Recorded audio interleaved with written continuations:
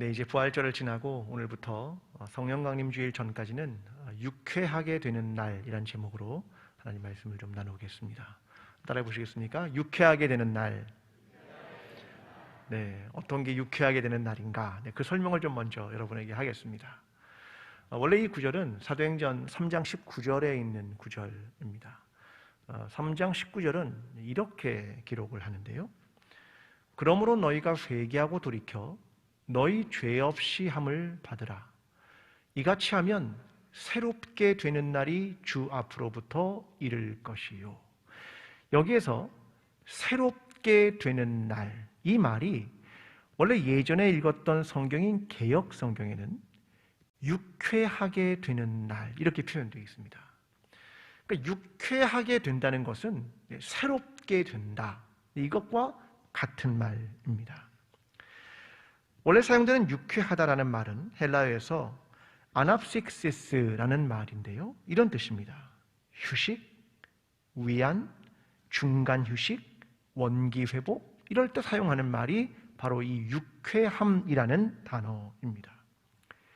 내가 예수 그리스도를 믿고 내 죄 사함을 얻고 이제 새로운 존재가 되는 것, 이게 뭐냐면 성경이 말하고 있는 유쾌함이라는 뜻이라는 겁니다.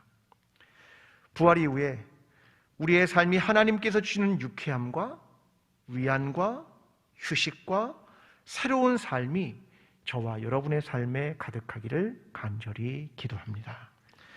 자, 오늘은 유쾌함을 경험했던 히브리인들의 이야기를 여러분과 함께 나누면서 오늘 말씀을 나누고자 합니다. 보통 우리의 삶에서 어떤 커다란 전환이 있을 때 사용하는 말이 하나 있습니다. 그게 뭐냐면 코페르니쿠스적 전환이라는 말입니다. 들어보셨을 겁니다. 코페르니쿠스적 전환이라는 말인데요. 자, 이 말은 어떤 뜻이냐면 코페르니쿠스가 천동설에서 지동설로의 전환을 했었죠. 그러니까 모든 게 지구를 중심으로 돌아갑니다 라고 했던 우주관이 태양을 중심으로 돌아가는 겁니다 라고 이야기했던 것이 코페르니쿠스가 주장한 것이었죠. 그러니까 천동설로부터 지동설로의 대전환, 이것을 의미하는 것이 바로 코페르니쿠스적 전환이라는 말입니다. 근데 원래 이 말을 사용한 사람은요, 철학자인 칸트라는 사람입니다. 자, 어떨 때 쓴 거냐면 인식론에 있어서 뭔가를 우리가 인식할 때 가만히 살펴보니까 사람들은 사물의 원래 있던 모습을 그대로 인식하는 게 아니라 자기가 생각하고 싶은 대로 사물을 인식한다. 그래서 이게 사물이 주체로부터 이것을 인식하는 사람이 주체로 전환된다 라고 할 때 썼던 말이 코페르니쿠스적 전환이라는 말입니다. 그러니까 굉장히 큰 전환을 의미할 때 사용했던 말이죠. 여러분, 우리의 인생도 대전환을 경험한 때가 있었습니다. 여러분, 어떨 때 우리의 인생이 대전환을 경험했습니까? 예수 그리스도를 믿을 때. 이게 왜 대전환이냐면 내가 나를 중심으로 한 삶을 살았는데 내가 예수 그리스도를 믿고서 보니까 하나님이 나를 부르신 것이고 그 소명 속에서 나는 하나님이 나의 주님이심을 고백하여 사는 삶으로 전환하게 된 겁니다. 이전에는 내가 내 힘과 내 계획으로 할 수 있었던 신념이 작용했다면 내가 예수 그리스도를 믿은 다음에는 하나님이 내 삶을 이끄시고 예수 그리스도가 나의 주인이시고 그분을 믿는 믿음이 내 삶을 이끌어간다라고 전환되었기 때문입니다. 그래서 우리의 삶도 대전환, 코페르니쿠스적 전환을 예수 그리스도를 믿으면서부터 하기 시작하는 겁니다. 여러분, 이스라엘 백성도 이런 대전환을 경험했습니다. 그게 어디냐면 애굽에서 이름도 없는 노예로 살았던 그들이 오늘 읽은 홍해 사건을 통하여 그들이 하나님의 백성과 하나님의 공동체로 대전환을 경험한 것이 바로 오늘 읽은 이 본문의 내용이기 때문입니다. 그들은 그때부터 이제 새로운 하나님의 백성의 공동체가 되고 하나님을 우리의 하나님으로 고백하게 되고, 그래서 이것을 역사의 근거로 삼게 되었던 것입니다. 이 얘기는 이렇게 전개가 됩니다. 히브리 민족이 애굽을 탈출하게 되었습니다. 대단히 의기양양하게 나왔습니다. 그런데 갑자기 바로가 마음을 바꿉니다. 그리고 이렇게 말합니다. 우리가 한 일이 무엇이냐? 지금 그들을 내보낸 건 잘못되었다라고 후회를 하는 겁니다. 그래서 갑자기 히브리인들을 추격하게 되고 히브리인들은 갑자기 쫓기는 위치에 서게 됩니다. 그들 안엔 굉장한 불안감이 생겼습니다. 그들은 모세에게 찾아가 원망하고 불평합니다. 당신이 우리를 이끌어내어 이 광야에서 죽게 하느냐? 그때 하나님은 모세에게 지팡이를 내밀라고 말씀하시고 홍해를 갈랐고 그들은 마른 땅을 건너게 되었다. 이것이 오늘 본문 전체의 이야기입니다. 여러분, 이 출애굽의 이야기는 성경의 곳곳에 기록됩니다. 그런데 언제 기록되냐면 이스라엘의 정체성을 말할 때마다 이 역사적 사건이 기록되고 있습니다. 시편 78편이나 105편 같은 곳을 보면 이런 내용들을 계속 기록함으로써 출애굽이 얼마나 중요한 우리의 정체성인지 이것을 시인의 눈으로 기록하고 있습니다. 그 중에 시편 78편 13절은 이렇게 기록합니다. 그가 바다를 갈라 물을 무더기같이 서게 하시고 그들을 지나가게 하셨으며. 시인의 눈에 어떻게 보인 겁니까? 바다를 가르셨다. 그런데 물이 무더기같이 보였다. 이 무더기 같은 물이 일어서게 되었다. 이게 시인의 눈으로 본 이 홍해 사건을 표현하고 있는 겁니다. 성경은 이 홍해의 사건을 계속해서 반복합니다. 왜냐하면 이것이 이스라엘의 뿌리 체험이기 때문입니다. 우리의 정체성과 관련된 우리 민족이 이스라엘이 된 그 사건이다 라고 기록했기 때문에 그들은 이것을 뿌리 체험이라고 말하는 것입니다. 이것이 역사적인 사건의 기초이고 신앙 고백의 정수였기 때문입니다. 이야기는 이렇게 계속 진행됩니다. 히브리인들은 출애굽을 하자마자 애굽 군대에게 쫓기게 됩니다. 이제 우리는 자유인이 되었다 생각을 했습니다.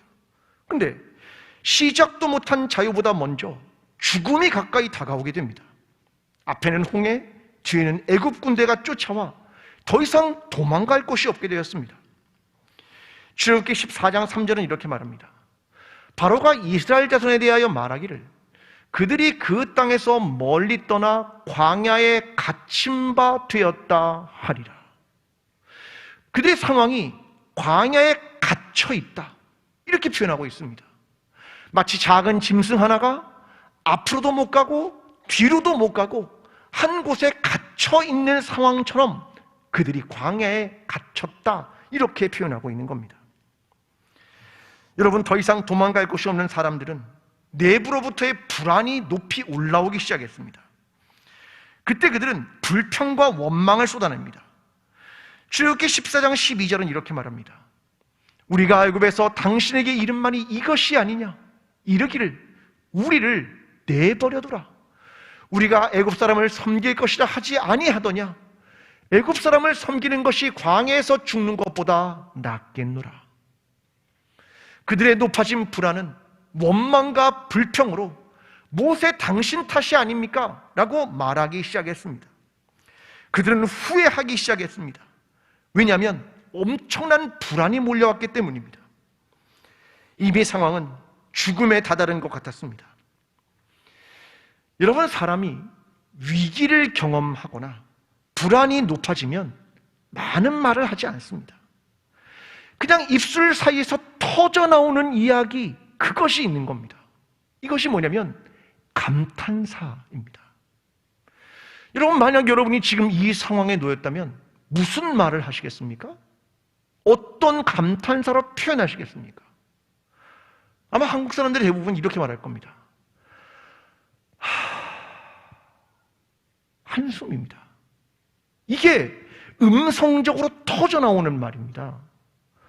자, 이 감탄사들이 사실은 본문에 있습니다. 그런데 기록이 되지 않았습니다. 왜요? 음성 언어이기 때문에 그렇습니다. 10절은 이렇게 말합니다. 바로가 가까이 올 때에 이스라엘 자손이 눈을 들어 본즉 애굽 사람들이 자기들 뒤에 이른지라. 이스라엘 자손이 심히 두려워하여 여호와께 부르짖고. 여기에 빠진 감탄사가 원래 있습니다. 원어에는 보라 그 말입니다. 이 감탄사는 이런 말입니다. 어쩌나 큰일 났네. 이런 표현들이 여기에 있는 겁니다. 여러분, 그들은요 절망의 상황에서, 위기의 상황에서, 해결 방법을 도무지 찾을 수 없는 상황에서 어떻게 합니까? 이제 어쩌나, 이제 큰일 났네, 그 말을 뿜어낸 것입니다. 여러분, 며칠 뒤면 세월호 7주기입니다. 우리가 그날을 기억하는 것은 TV 중계를 통해 304명이 물에 수장되는 것을 직접 눈으로 목격했기 때문입니다. 이게 생방송으로 중계가 되었습니다. 아무도 그들을 살려낼 수 없었습니다. 그때 우리의 터져 나오는 소리는 이거 아니었습니까? 어쩌나 큰일 났네. 여러분, 오늘의 상황은 다릅니까? 코로나19가 우리에게 계속 이렇게 오지만 아직도 해결 방법을 찾을 수가 없습니다. 우리의 입에서 터져 나오죠. 어떻게 해야 할까? 이게 우리의 입에서 터져 나오는 소리입니다. 여러분, 그런데요, 하나 분명한 것이 있습니다. 전 이렇게 생각합니다. 절망은 절망을 위한 시간을 보내야만 하는 겁니다. 절망이 찾아온 건 그 절망의 시간을 지나가야만 하는 겁니다. 절망이 오면 절망해야 하는 겁니다. 여러분, 우리는 어려움이 찾아오면 마취제를 찾습니다. 근데 예수님도 십자가에서 죽음이 찾아왔지만 마취제를 거절하셨습니다. 왜냐하면 그 절망의 시간은 우리에게 깊은 고뇌와 깊은 성찰과 삶과 죽음에 대한 질문을 할 것을 요청하는 시간이기 때문에 그렇습니다. 만약 십자가와 죽음의 시간이 다가왔는데 나는 죽지 않을 거라고 몸부림치는 사람들도 있습니다. 혹은 누구를 탓하는 사람도 있습니다. 여러분, 그런데 신앙인은요, 내 자신에 대한 질문과 회개와 돌이킴과 기도를 하는 시간이 바로 그 시간이라는 겁니다. 여러분, 신앙은 그래서 죽음으로부터 출발하는 것이고 십자가로부터 출발하는 것입니다. 그래야 이후에 거듭남이 가능하고 부활도 가능하기 때문입니다. 오늘 우리가 만나는 절망 속에서 하나님 앞에 탄식하고 하나님 앞에 부르짖으며 이 시간을 잘 통과함으로 말미암아 우리의 신앙이 정말 자기의 자아를 내려놓고 그 죽음을 통과하게 되며 하나님 앞에 더 겸허하게 내려가는 저와 여러분의 신앙이 되기를 간절히 기도합니다. 여러분, 하나님은 이 절망에 있는 이스라엘 백성에게 하나의 방법을 제시하십니다. 근데 그 방법은요, 낯설다 못해 이해가 되지 않습니다. 아니, 허황돼 보입니다. 방법은 이거였습니다. 앞으로 전진하라. 오늘 보면 15절과 16절이 이렇게 말합니다. 여호와께서 모세에게 이르시되 너는 어찌하여 내게 부르짖느냐? 이스라엘 자손에게 명령하여 앞으로 나아가게 하고. 아니, 길이 없는데요. 아니, 앞이 막혔는데요. 앞으로 나아가라. 이게 하나님의 명령이었습니다. 더욱 이상한 것은 16절입니다. 지팡이를 들고 손을 바다 위로 내밀어 그것이 갈라지게 하라. 이스라엘 자손이 바다 가운데서 마른 땅으로 행하리라. 여기에는 세 개의 명령형 동사가 있습니다. 지팡이를 들라, 손을 내밀라, 물을 갈라지게 하라. 하나님은 우리에게 생각해봐라, 그렇게 말씀하시지 않습니다. 명령형입니다. 저는 이것이 가능한 이유는 하나님이 창조주이기 때문입니다. 하나님이 온 세상을 창조하신 주권자이기 때문에 이 명령이 가능한 것입니다. 사람의 상식과 자연 질서를 넘어서는 것입니다. 이스라엘 백성은 떠올렸겠죠. 얼마 전에 애굽에서 있었던 추억을 떠올렸을 겁니다. 10가지의 재앙이 부어질 때 모세가 지팡이를 들었습니다. 그리고 이것을 뱀으로 만들기도 하고, 그리고 먼지를 쳐서 이것을 이로 만드는데 이 지팡이를 썼습니다. 지팡이에 무슨 능력이 있겠습니까? 그냥 마른 나무 아닙니까? 그런데 하나님이 마른 나무를 사용하셔서 하나님의 일을 시작하겠다고 말씀하시는 겁니다. 그리고 지금도 너희는 앞으로 나아가라, 이렇게 명령하시는 것이었습니다. 저는 애굽에서 벌어졌던 그 10가지 재앙이라고 하는 것이 무엇인지를 명확하게 할 필요가 있습니다. 우리는 그것을 10가지 재앙이라는 말로 사용합니다. 재앙이라는 뉘앙스를 경험하면 이렇게 이해하는 겁니다. 재앙이란 마치 자연 질서가 깨지는 경험이지 라고 우리는 이해를 합니다. 여러분, 그런데 출애굽기에 보면 이 재앙이라는 말이 실제로는 단 5번밖에 쓰이지 않습니다. 그럼 나머지는 이 기적들을 뭐라고 표현하냐면 표징, 이적, 이렇게 표현합니다. 표징이 7번, 이적이 10번 표현됩니다. 우리는 재앙이라고 부르지만 성경의 기록은 이것은 표징이며 이적이다, 이렇게 말하는 겁니다. 재앙이란 자연 질서를 교란시키는 일입니다. 물이 피가 되고 가축 전염병이 생기고 메뚜기 떼가 출현하는 것처럼 말입니다. 여러분, 그런데 성경은 그런 개념을 설명하지 않습니다. 하나님의 손길을 벗어나 스스로 법칙에 따라 움직이는 자연은 성경엔 없습니다. 표징과 이적이라고 말하는 건 뭐냐면 하나님의 현존과 하나님의 의도의 가시적 징후라는 말입니다.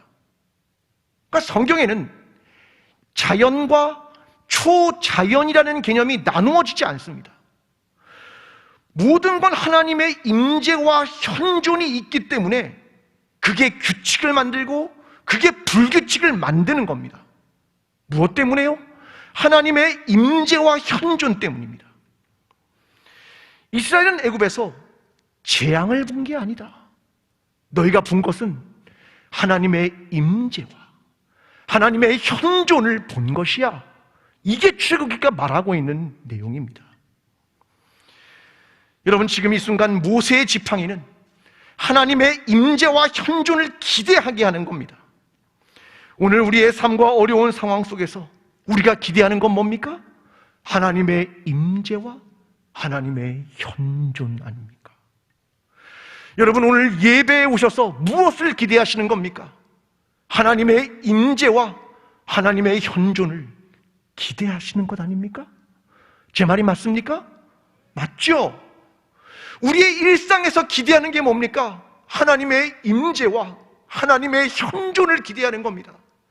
내가 내 절망적인 상황과 내 고통스러운 상황에서 우리가 기대하는 것은 하나님의 임재와 하나님의 현존입니다.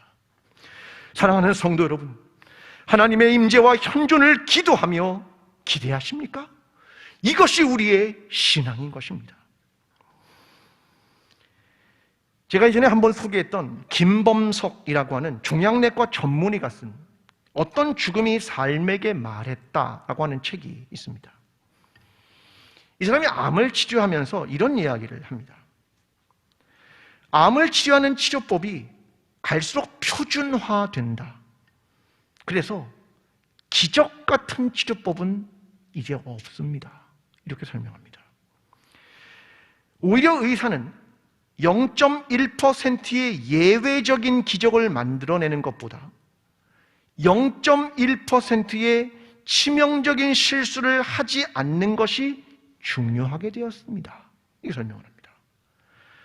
이 말은 기적을 바랄 수 없습니다. 그 말입니다. 그래서 어떤 때는 더 이상 가능성이 없다고 환자와 가족들에게 말해야 하는 순간이 제일 고통스럽다. 그런 얘기를 하는데요.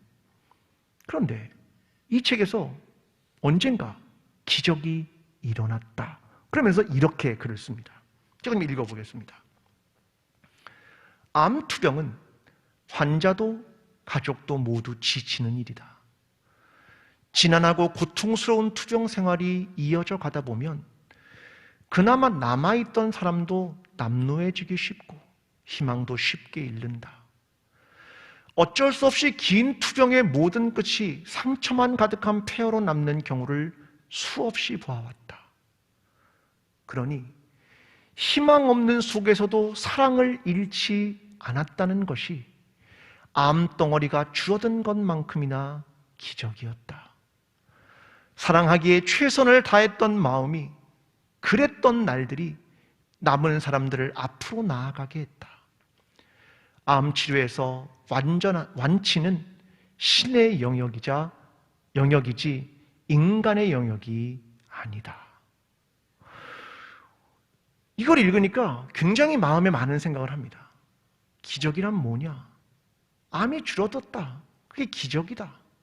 그런데 난 또 하나의 기적을 보았다. 희망이 없는 속에서도 사랑을 잃지 않았던 것이 기적이었다. 그것이 남은 사람들을 앞으로 나아가게 했다. 암에서 완치란 신의 영역이지 인간의 영역이 아니다. 그 이야기를 기록하고 있는 겁니다. 여러분, 저에게도 암 환자들이 찾아와서 함께 기도하는 일이 종종 있습니다. 여러분, 우리가 함께 기도하는 것은 하나님의 임재와 현존입니다. 이해할 수 없는 일들 속에, 당황스러운 상황 속에 역사하시는 하나님을 기대하는 것입니다. 그게 우리의 신앙이기 때문입니다. 사랑하는 성도 여러분, 때로는 다 이해할 수 없지만 막힌 공간을 여시고 벽과 같은 절망의 현장에서 하나님의 임재와 현존을 믿으며 말씀대로 앞으로 나아가게 되는 저와 여러분이 되기를 간절히 기도합니다. 여러분, 드디어 모세가 바다 위로 손을 내밉니다. 21절과 22절. 모세가 바다 위로 손을 내밀어 여호와께서 큰 동풍이 밤새도록 바닷물을 물러가게 하시니 물이 갈라져 바다가 마른 땅이 된지라. 이스라엘 자손이 바다 가운데를 육지로 걸어가고 물은 그들의 좌우에 벽이 되니. 여러분, 이제 이스라엘 자손이 바다를 육지처럼 건너게 됩니다. 바다를 건넌 것인지 마른 땅을 건넌 것인지 그들이 모를 만큼 말입니다. 여러분, 그런데 그 이유가 있었습니다. 하나님께서 그들을 위해 일하셨기 때문입니다. 하나님께서 직접 그들을 위해 싸우셨기 때문입니다. 그래서 25절이 이렇게 말합니다. 여호와가 그들을 위하여 싸워 애굽 사람을 치는도다. 여호와가 그들을 위하여 애굽 사람을 쳤다. 14절도 이렇게 말합니다. 여호와께서 너희를 위하여 싸우시니 너희는 가만히 있을지어다. 여호와께서 누구를 위하여? 너희를 위하여 그가 싸우신다. 너희는 가만히 있어라. 이 말은 하라시라는 말입니다. 진정해라. 평온한 상태. 그게 이 가만히라는 말입니다. 너희는 평온하게 있고 나 하나님이 너희를 위해 싸운다는 것, 그것을 기억하라. 그 말입니다. 여러분, 고린도전서는 이 홍해의 사건을 해석해 줍니다. 고린도전서 10장 1절과 2절은 이렇게 말합니다. 형제들아, 나는 너희가 알지 못하기를 원하지 아니하노니 우리 조상들이 다 구름 아래에 있고 바다 가운데로 지나며 모세에게 속하여 다 구름과 바다에서 세례를 받고. 아니, 홍해 사건을 어떻게 해석하는 겁니까? 홍해 사건, 이스라엘 공동체가 이 바다를 건넜다. 라고 하는 걸 뭐로 해석하는 겁니까? 세례.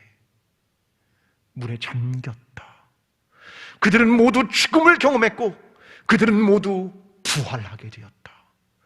이것이 히브리 민족, 이름도 없는 노예들을 하나님의 백성이 되게 한 사건이었다. 그러므로 이것은 세례이다. 이것이 바울의 해석인 겁니다. 여러분, 이것은 히브리인들의 공동의 체험이었습니다. 하나님은 우리를 죽음에서 구원하신다. 죽음에서 건지신다. 죽음으로부터 부활케 한다. 이것을 공동으로 체험하게 된 겁니다. 누였고 이름도 없던 히브리 사람들을 하나님의 백성 공동체가 되게 했다. 이것이 그들의 뿌리 체험이고 대전환 사건이었다는 겁니다. 그래서 이게 그렇게도 중요한 사건이라는 겁니다. 여러분, 이제 하나님의 백성이 된 공동체가 한 일은 출애굽기 15장에 가면 기쁨의 노래를 부릅니다. 모세의 노래, 미리암의 노래입니다. 출애굽기 15장 2절과 3절이 이렇게 말합니다. 여호와는 나의 힘이시오 노래시며 나의 구원이시로다.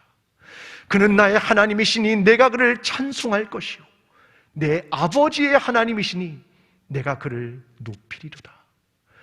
여호와는 용사시니 여호와는 그의 이름이시로다. 이것을 고백하는 겁니다. 여러분, 그들은 새로운 존재가 되었다. 그래서 노래를 부른 겁니다. 유쾌하게 그날을 맞이한 겁니다. 드디어 찾아온 자유, 드디어 찾아온 구원, 드디어 찾아온 새로운 존재가 그들로 하여금 유쾌하게 노래를 부르게 했고, 이게 수천 년을 입에서 입으로 거슬러와 지금까지도 그들이 그 노래를 부르는 것은 하나님은 우리를 구원하셨고, 하나님은 이 전쟁을 승리케 하셨고, 우리에게 자유를 주셨고, 우리를 새로운 존재로 거듭나게 하셨습니다. 그래서 이 노래를 수천 년 동안 그들은 부르고 있는 것입니다. 여러분, 우리도 우리의 신앙의 뿌리의 사건을 잊으면 안 됩니다. 우리가 하나님의 백성이 된 사건, 내가 나를 중심으로 했던 삶으로부터 하나님이 나의 주님이십니다라고 고백하는 그 사건, 내가 십자가를 경험하고 새롭게 부활한 사건, 이걸 잊으면 안 됩니다. 여러분, 신앙이란 늘 우울하거나 눈물로 지내는 밤만 있는 것이 아닙니다. 결국 그걸 통과해 결국은 유쾌하게 되는 날을 경험하게 되는 겁니다. 이것이 부활이고, 이것이 구원이고, 이것이 새로운 존재로 거듭나는 것입니다. 사랑하는 성도 여러분, 때로는 앞뒤로 우겨쌈을 당하는 것 같은 상황을 만날지라도 하나님이 우리의 하나님이시며 그가 구원의 하나님이시며 그가 승리의 하나님이심을 믿으며 오늘도 하나님의 임재와 현존을 기대하며 새로운 존재로 변화될 것을 믿으며 매일의 삶이 예수 그리스도 안에서 유쾌한 날이 되는 저와 여러분 광주제일 공동체가 되기를 간절히 축원합니다. 기도하겠습니다. 사랑하는 하나님 아버지, 이스라엘 백성을 이름도 없는 노예들이었던 그들을 하나님의 백성으로 삼으신 하나님, 우리 같은 죄인들을 그리스도인으로 변화시키신 하나님, 그 하나님을 찬양합니다. 하나님, 우리가 오늘도 그 하나님과 함께 새로운 존재로 거듭날 뿐 아니라 매일의 삶에서 하나님의 임재와 하나님의 현존을 경험하며 하나님과 함께 동행하는 삶으로 살아가는 그리스도인과 그리스도의 공동체가 될 수 있도록 주님 우리와 함께하여 주시옵소서. 예수 그리스도의 이름으로 기도합니다. 아멘. 사랑하는 광주제일교회 성도 여러분, 예수 그리스도의 부활에 참여하십시오. 새로운 존재로, 자유의 존재로, 회복된 존재로 유쾌하게 살아가십시오. 이것은 우리가 하나님의 임재와 현존을 믿기 때문입니다. 때로는 어렵고 고통스러운 일을 만날지라도 하나님이 우리의 하나님, 우리를 위해 싸우시는 하나님이심을 믿고 희망을 잃지 마십시오. 구원의 하나님이 우리와 함께 하실 것입니다. 이제는 우리를 위해 십자가를 지시고 부활하신 예수 그리스도의 은혜와 우리를 구원하시는 하나님 아버지의 사랑과 오늘도 우리를 위해 싸우시는 성령님의 인도하심이 히브리인들의 뿌리 체험과 우리의 뿌리 체험을 기억하며 하나님의 임재와 현존 속에서 살아가기를 소원하는 모든 예배자들 위해 새로운 존재로 유쾌한 삶으로 살아가기를 원하는 광주제일 공동체 위에 회복을 갈망하는 나라와 민족들 위해 지금부터 영원까지 함께 하시기를 간절히 축원하옵나이다. 아멘.